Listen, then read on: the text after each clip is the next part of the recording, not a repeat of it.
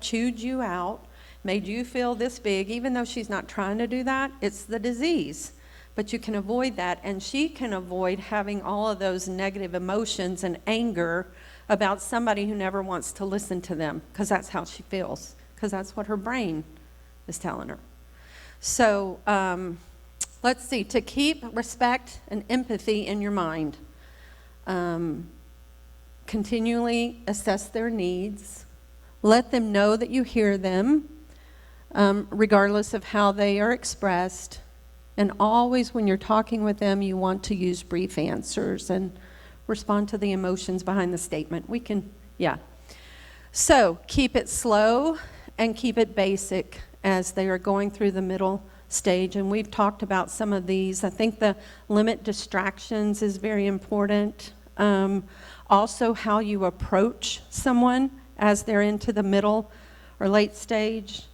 You know, if we did something, let's say everybody, try not to hit someone, but everybody put your hands out, all the way out.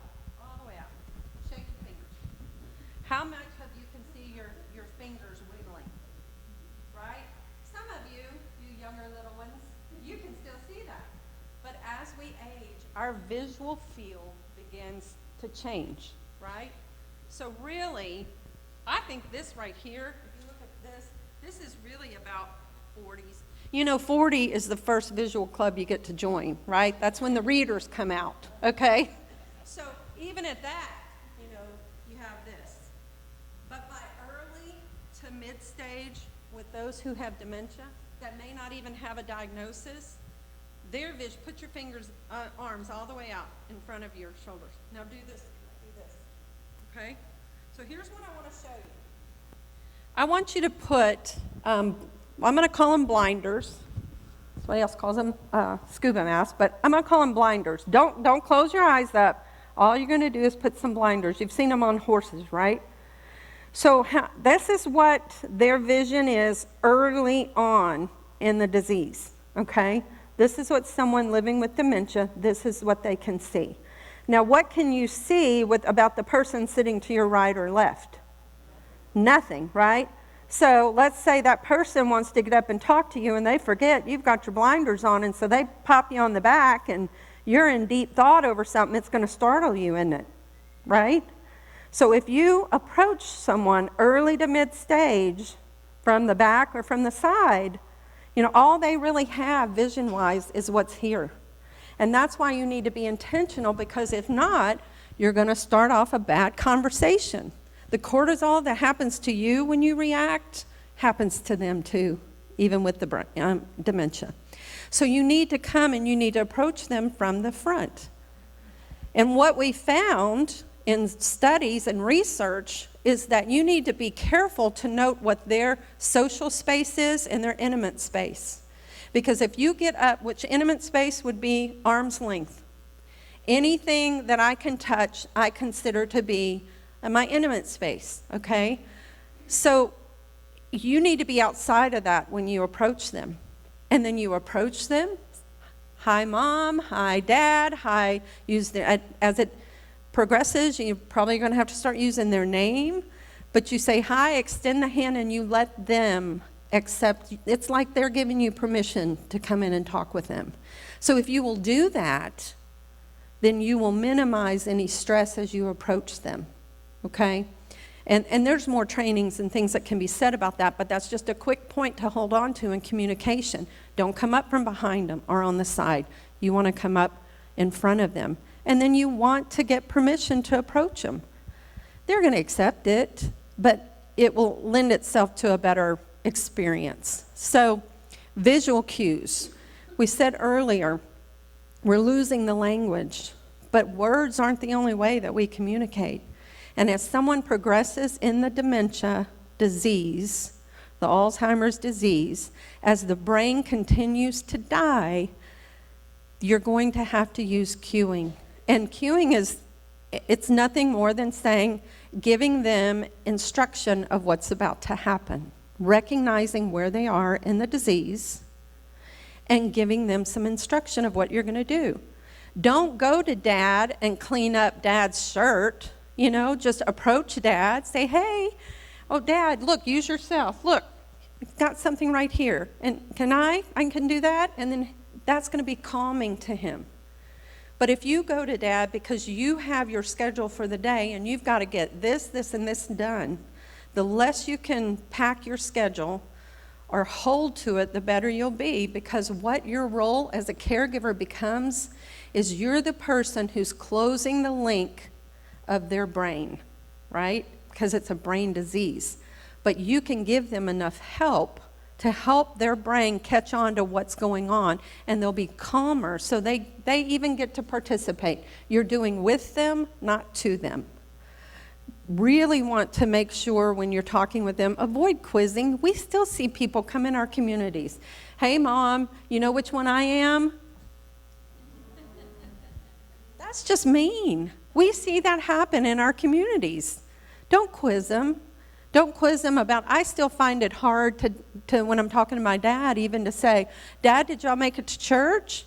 Because I notice he has to look over now, Mom, did we go? Because what did we learn? It's the new information they don't hold on to, right? So we can go on, keep going. You have to be intentional that you join the person's reality. How you approach or relate to them, unfortunately, you're the one with the healthy brain. And I don't mean unfortunately, you're glad you have a healthy brain. But when it comes to working with someone with dementia, it's your responsibility to live their reality. It's not theirs to live yours. Stop expecting them to. And just figure out where they are and just walk it with them. Because you can help them more when you let go of what your reality is and look at their reality.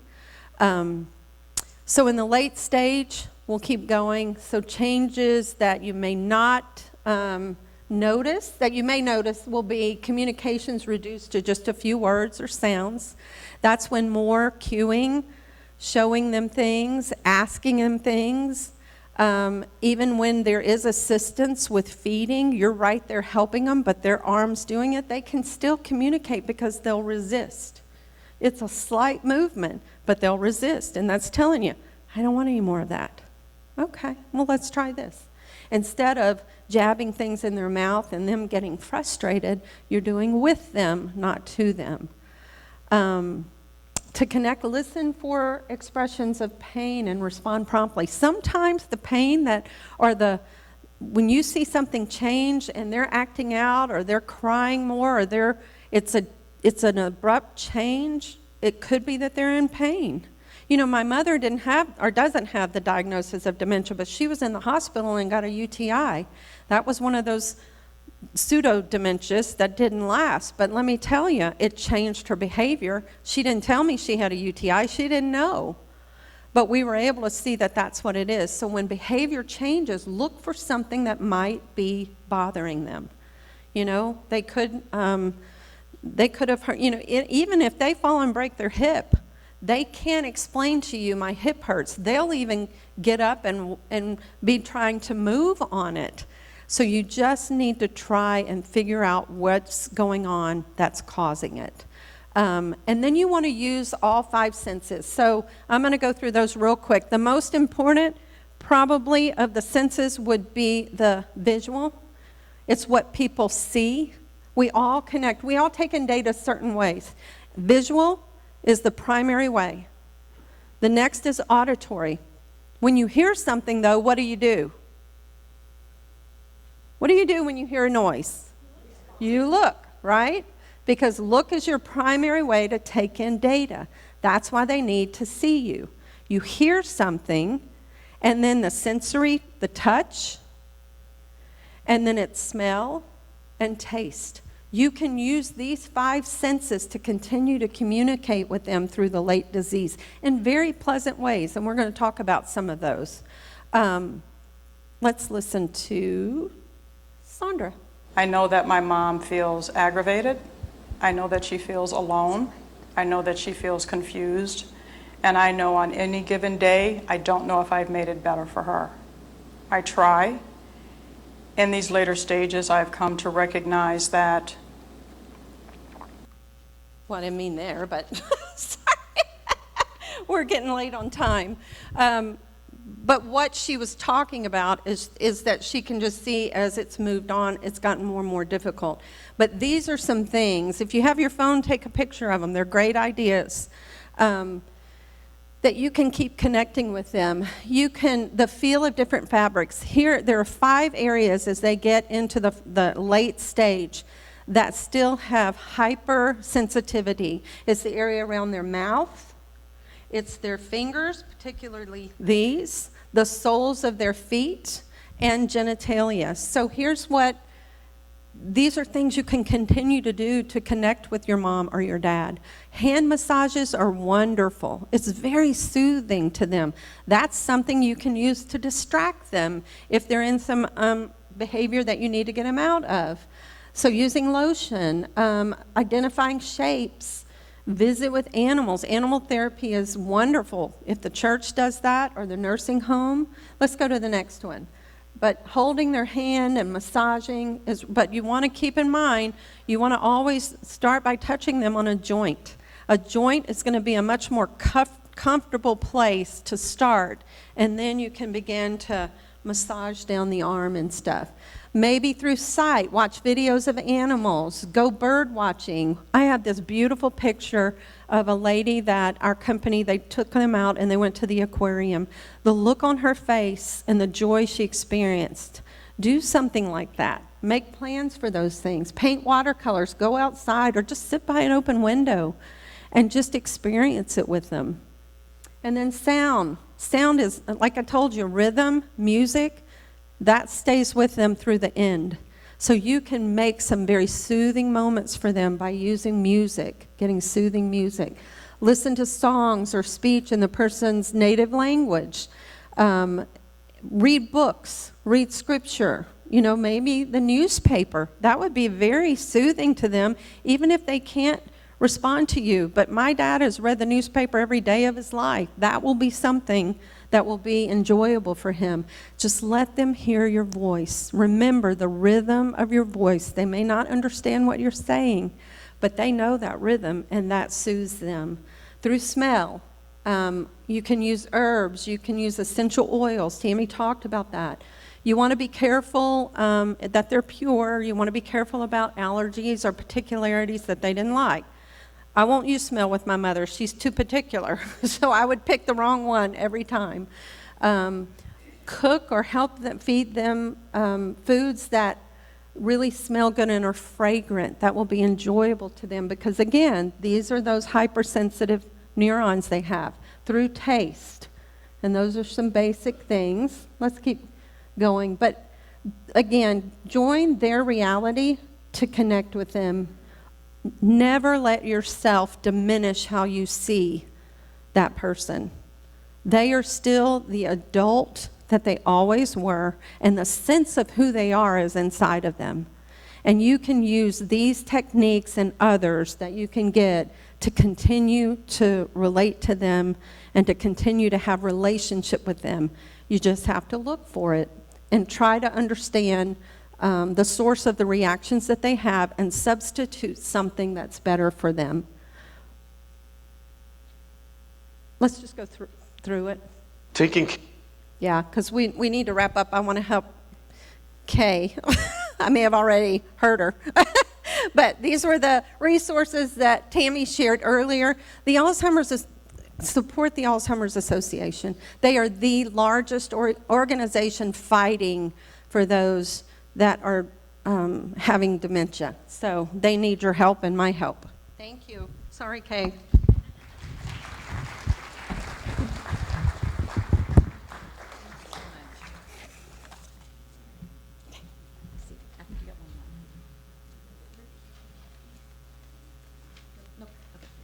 Here it is. Thank you so much. Life happens. So I want to draw another prize.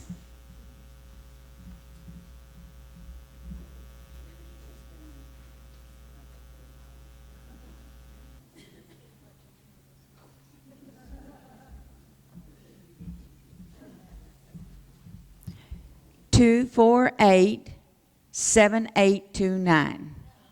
7, 8, 2, 9. I can't guess it's mine. Really? Nobody has that number? Oh, yay. Okay, read it again. Last four, 7829. Wow.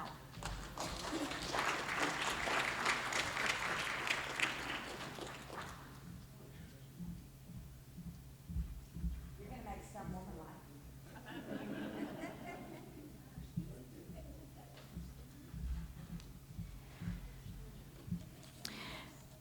Okay, so now we're going to have some local people because we don't have all the resources that we might have in a big town.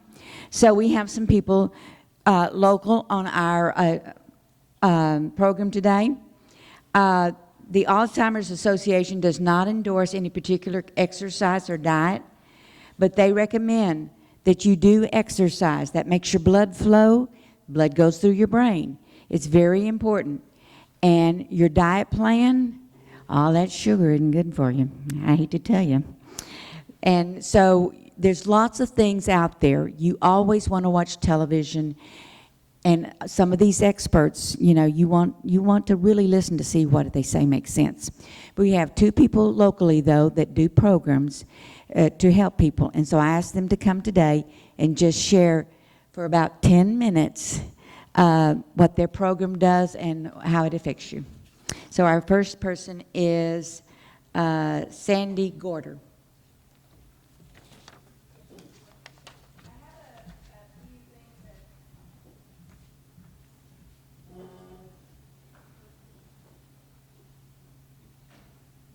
So, Tammy and I are both local. Please wait until you get to the microphone.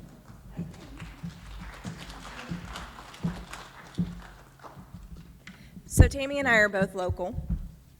I'm going to take this off because both of us are walkers. I don't think we're going to have enough, so why don't we just put them out there on the signing table and they can pick them up? That's fine. We're going to put them out there. So Tammy and I are local. We have yoga programs that we teach. We're certified yoga teachers.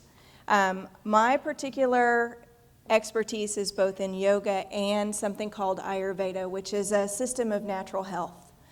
And Tammy is specializing in senior health and fitness. We have fitness programs that are by donation in the Hawkins Baptist Church, at the Methodist Church in Mineola. Tammy teaches on Monday, Wednesday, and Friday. It's open to the public. We teach by donation, so it's not a pay-per-play type of a program. And we do this because we have seen a need in the community. I'm a caregiver. My mother does not have Alzheimer's, but she had a stroke, a profound stroke. So she has paralysis on the left side of the body. She doesn't connect all her words. When she gets a UTI, we go through the dementia quite often. So all of this is very educational for me as well. But dealing with strokes, it might not be an Alzheimer's person that you're dealing with or a parent, but as a child trying to be a caregiver, one of the things that I help my mom do as a caregiver is provide very good food, a very calm environment, and we do things that make her as happy as we can.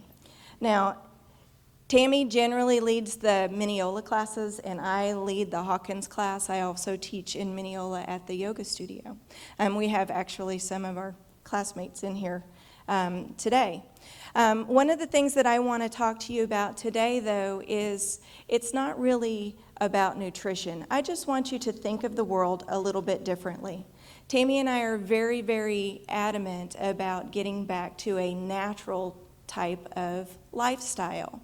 And on this paper that I've prepared today, I want you to think of the world a little bit differently than our modern life. So our modern life, where we have air conditioners and refrigerators and cars to go places, has been very, very brief in the human history, right?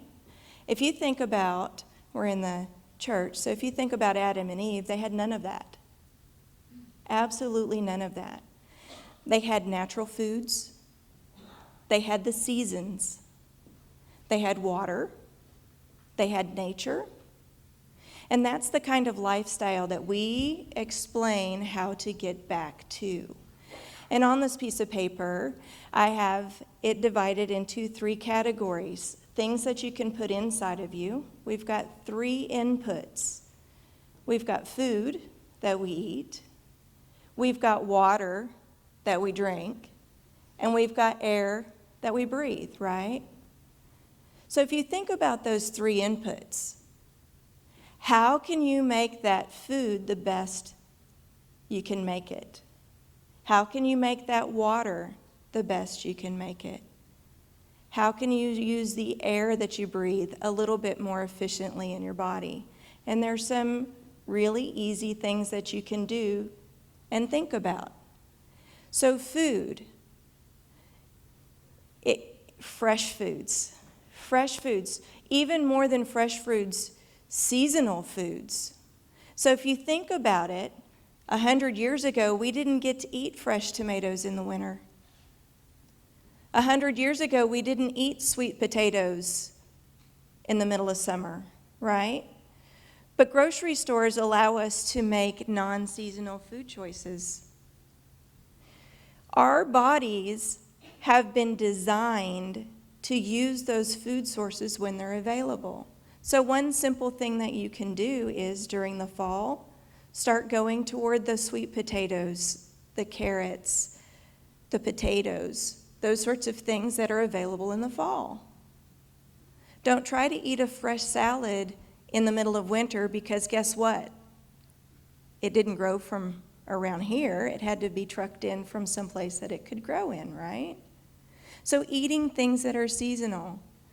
Eating things that are made from real ingredients and not from boxes if possible. I know it takes a little bit longer to cook, takes a little bit more preparation, but one of the medications that was shown is a glutamate regulator to help stave off Alzheimer's. In most of our packaged foods, glutamates are prevalent. So the more stovetop stuffings, the more macaroni and cheeses that come from a squeeze bag, right? The things that are not made, that are not natural, the more glutamates there are in them, which is going to make the entire process for you and for your loved one a little bit more difficult, right? We have Sam back in the back. She has food in transit. She makes food out of whole ingredients. She sources things that are organic, that doesn't have a lot of additives. Even her meats she sources with natural sources so that they don't have extra hormones or antibiotics. There are resources locally, and Sam is just one of them that can help you out. When you're talking about water, you might not have a water filter, but one simple thing that you could do is instead of drinking it directly out of a refrigerator, sitting it on the counter and letting it heat up just a little bit before you put it into your body. Our body is 98.6 degrees on an average. Water that comes out of a freezer or as ice water is a lot of degrees cooler, right? So our body actually has to work harder to warm it up before it can absorb it, right? Even breathing. Tammy's going to run you through some breathing exercises, but there's some deep breathing exercises that will help you make air work for you rather than having a hyperventilation situation. I taught my mom after her stroke to have some deep breathing exercises. I would go through them in the hospital and I would tell her, let's breathe in and breathe out. Breathe in and breathe out. And I came back to visit her and she said, I'm doing those exercises and I get dizzy. And I said, well, can you show me what you're doing? And she said, sure.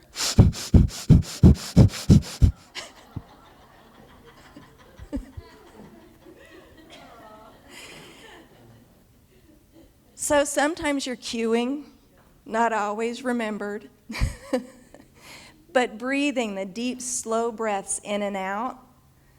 Learning to close your throat, especially if you're a caregiver, can help you get more oxygen and make better decisions immediately.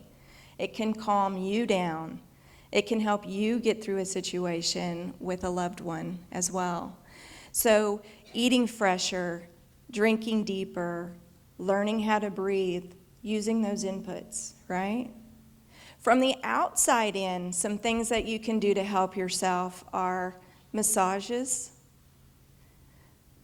putting oils on the body, making the skin less dry, right? Dry skin is itchy, uncomfortable, fidgety. So moistening the skin, protecting the skin, taking baths. Epsom salt, good old Epsom salt is excellent. It puts magnesium into the body, and most of us are walking around very deficient of magnesium. Magnesium helps your body, the muscles relax. So it can be very relaxing to have an Epsom salt bath. So outside in, massages, baths. My third point from the outside is to think about your surroundings and to protect your senses. So changes in temperature, if you think about it, August in Texas, you get out of your air-conditioned vehicle, right? You walk across the Walmart parking lot. It's 95 to 98 degrees, humidity is up, it feels like it's 107, right? And then you walk into Walmart, and there can be up to a 30-degree difference, right? They're keeping it at 65, it's 95 degrees outside. What that does to our body, these rapid changes in temperature, our body goes from spring to summer to winter to fall in a 10-minute period, when 100 years ago even, it would take months for us to experience that drastic change in temperature. So, one of the things you can do is to avoid those if you're a caretaker or for yourself. Go out early in the morning and late afternoon and avoid those huge temperature changes, right? Don't make your body work that hard. Run your errands in the morning or that late afternoon. Take that siesta that we used to do during the middle of the day. Sound. A lot of people keep a television, a radio, or something on all the time, but sometimes silence is necessary.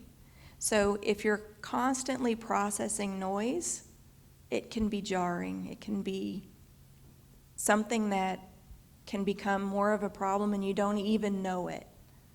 Finally, when you turn off the radio, the fan, everything in our home, our refrigerator, the dishwasher, everything makes sound. It's very, very infrequently nowadays that we don't hear something constantly, and our brain is always trying to process what it is that's going on. Is it dangerous? Is it not dangerous? Remember, back in the day, we had to run from saber-toothed tigers, right? So every time something kicks on the house, it's like, oh, what is that? So just be aware of all the sounds that are going on. Colors. Television sometimes is overwhelming with a lot of colors. So taking a break from the television sometimes and not having all of that sensory input. Scent. Most of our houses now have scent that is in the plug-ins and things like that. And one of the things I will caution you about is that some of those outgas similarly to a diesel engine. Some of the chemicals that are in them are not good for you to breathe constantly. So if there's always a scent that's not a natural scent, it might, again, your brain is having to work to process those scents. Our nose is made to tell us whether something is good to eat or not good to eat.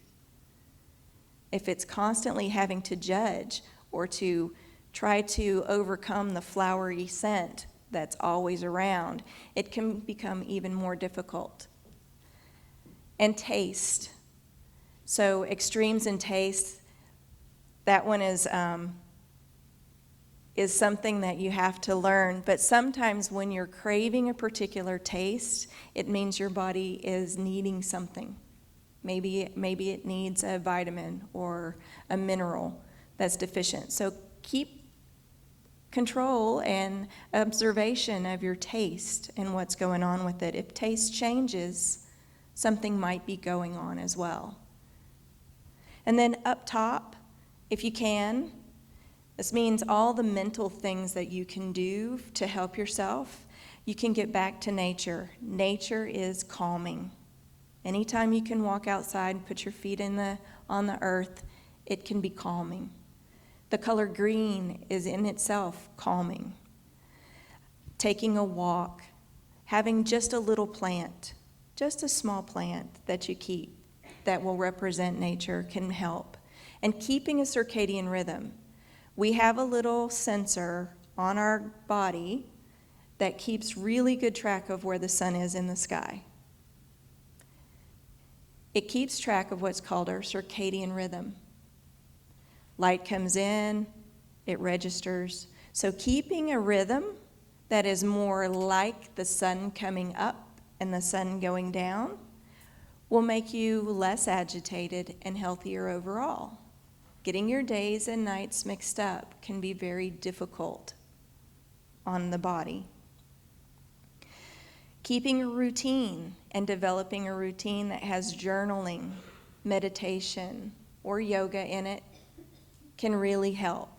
Taking a little bit of quiet time, a little bit of mindfulness for you to be able to have a moment just for yourself, just to get reality back into place can really help.